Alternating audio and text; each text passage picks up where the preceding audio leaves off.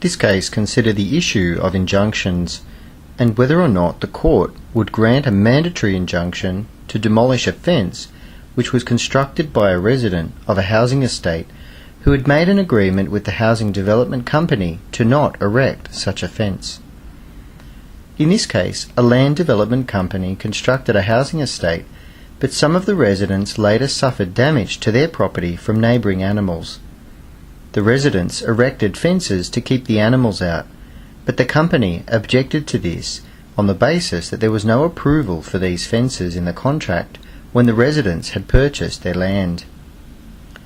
The contract specifically stated that the residents would not erect or plant or grow or permit to be erected, planted or grown any fence or hedge in advance of the said building line.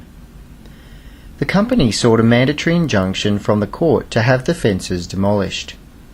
The residents, however, sought an injunction by the court preventing the demolition of the fences until proceedings had been finalised regarding the dispute with the Lands Tribunal.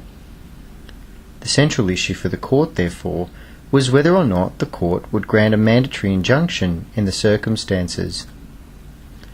The court ultimately held